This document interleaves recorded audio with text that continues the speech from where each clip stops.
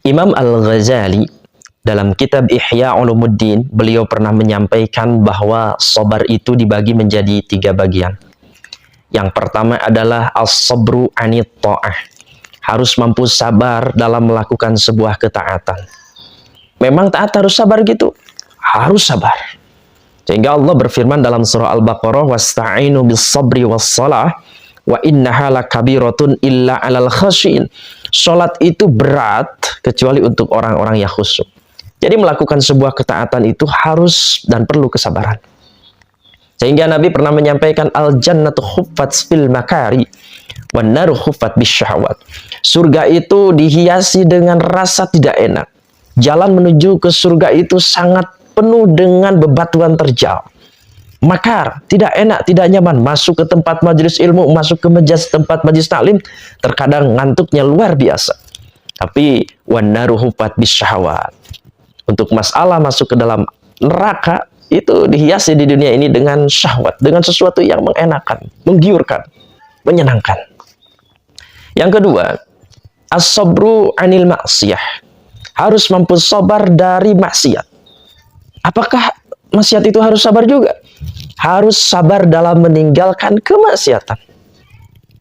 Betapa luar biasanya di akhir zaman ini, kemaksiatan demi kemaksiatan ataupun sesuatu yang membuat kita berdosa itu berdatangan.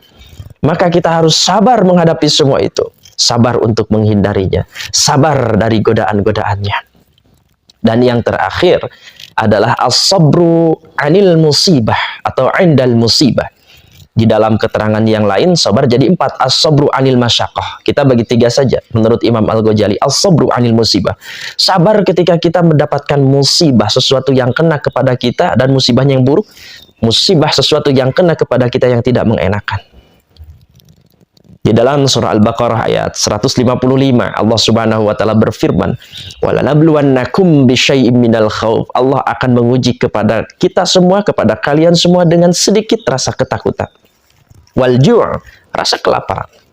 Wa naqsim minal amwal, ada yang diuji dengan kurang harta. Wal anfus, ada juga yang diuji dengan wafat mungkin keluarganya. Wasamarot, kurang buah-buahan. Ada yang menyebutkan wasamarot, kurang buah-buahan. Ini artinya pekerjaannya, hasilnya tidak sesuai dengan apa yang dikerjakan. Harapannya tinggi, tapi ternyata hasilnya dikit. Wasamat, wabashiris sabirin.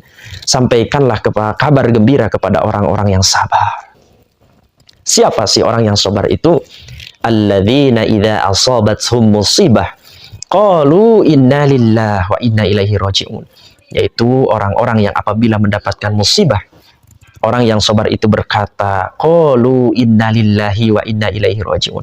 Sesungguhnya kami semua ini adalah milik Allah dan kami semua akan kembali kepada Allah. Kita harus belajar sama-sama untuk bersabar. Sabar dalam ketaatan, sabar menjauhi kemaksiatan, sabar ketika musibah yang tidak baik mengenai kita semua. Insya Allah ujung-ujungnya dari kesabaran itu adalah wabashiris sabirin.